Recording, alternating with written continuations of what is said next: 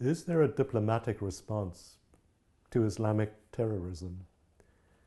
We reflect back on an earlier lecture in the series when I talked about Henry Kissinger's last book and how he called for a defense of the Westphalian state system and saw it as being under challenge from those who proposed an Islamic state system.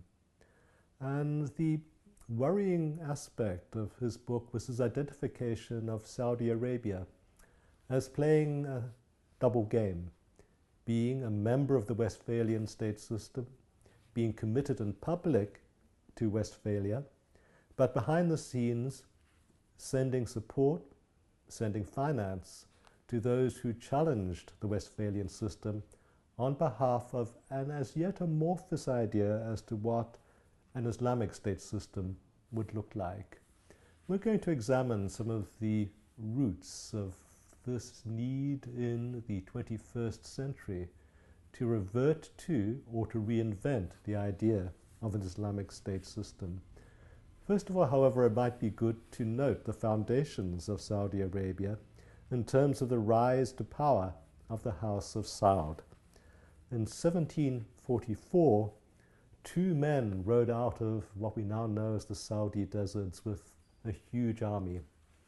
And they conquered and lost and reconquered what we now know as Saudi Arabia.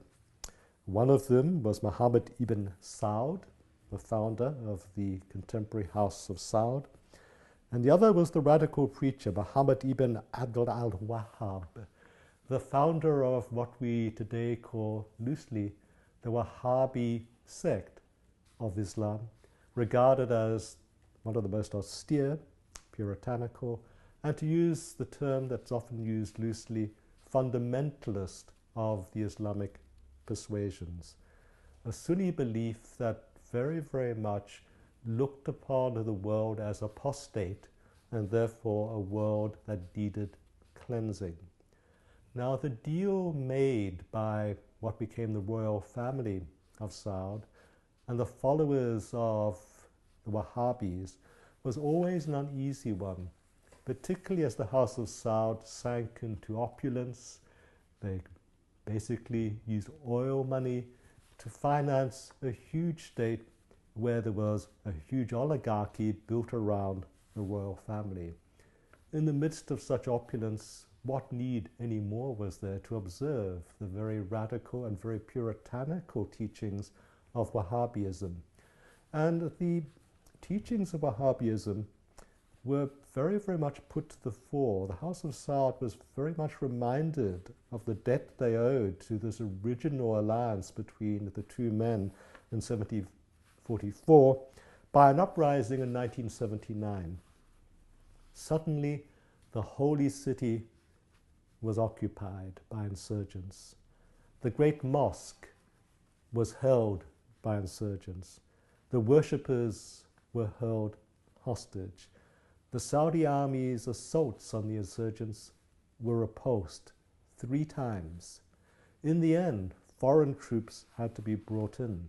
There's still controversy as to whether or not it was Pakistani troops, controversy as to whether or not French Foreign Legion troops who officially and formally converted to Islam so they could be allowed into the holy place, or whether or not the CIA that finally flushed out the insurgents who were all then publicly executed. But behind the scenes, the House of Saud was mortified that this had happened. It had lost great faith as the custodian of the holy places. A deal was arrived at which allowed the Wahhabi-inclined clerical establishment to control social policy and social behavior in Saudi Arabia, hence the extremely conservative social attitudes and regulations in that country, hence women not being allowed even to drive, for instance, in that particular country. The House of Saud could then continue in its opulent way to enjoy the spoils of its oil wealth, but many fear that another part of the deal, unspoken, was that the Wahhabi establishment would be allowed to channel funds for the spread of its kind of Islam internationally. So how much Saudi money goes into the Taliban? How much money goes into financing attacks like 9/11? How much goes into supporting one faction or another of Al-Qaeda? And how much goes in supporting the foundation of movements like ISIS, for instance? That, I think, is the chief concern lurking behind the very diplomatic language, but still strong language that Henry Kissinger uses in his book. And it might be as well, when we're looking at responses to this often generalized threat, to make the distinction that the Taliban is different from Al-Qaeda, and Al-Qaeda is different from Islamic State. The Taliban began very, very much as an Afghan phenomenon. It began as a response to the corrupt warlords who were rampaging across the country, having been financed by the United States to fight against the Soviet invasion of 1979. When the Taliban finally came to power militarily, it drove out the power of the warlords and established a puritanical government that all the same was welcomed by many Afghans after the depredations and the terrible years of the warlord era. But they came to power in an alliance with the Saudi nobleman Osama bin Laden, who used them as a front, as a cover, to develop his own interests in Al-Qaeda, which had a much more international mission.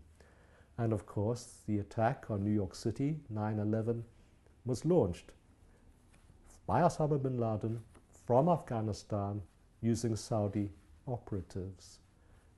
Al-Qaeda fell into a very, very great deal of faction fighting. In a way, the assassination of Osama bin Laden was not very, very good news for those who wanted to fight international terrorism, because it left the last recognized leader of Al-Qaeda dead. No one was left to control or to attempt to control all the various factions that are now spread with devastating effect around the world, but were loose cannons. One part of Al-Qaeda, realizing there was no longer any more central leadership, in the fight, in the civil war in Syria, became the Islamic State, overcame other Al-Qaeda factions, and launched the huge attacks that have devastated large parts of northern Iraq and also large parts of Syria, and established for the first time not the possibility of an Islamic State that Henry Kissinger was concerned about, but an actual Islamic State. It has alarmed the world. It functions as a state. It has its own tax system. It has its own education system. It has its own municipal apparatus, this municipal public administration. In its education system, it uses Saudi school books. There was not that much adaptation that was required to make that transition from being useful in the Saudi educational system to being useful in the Islamic State educational system. And of course, it has its own armed forces, and of course it has a huge international reach with extraordinarily successful social messaging and social media. It has the attributes of a modern state while being criticized for having medieval attitudes towards its internal politics. The big question is, A, what to do about it militarily. There's not been a huge amount of success. Diplomatically, there's been no real effort, and it may be that our diplomatic outreach, if you can call it that, is lacking because we do not yet understand the contradiction, modern technology, so-called old-fashioned ideology, that besets a movement with which we cannot grapple.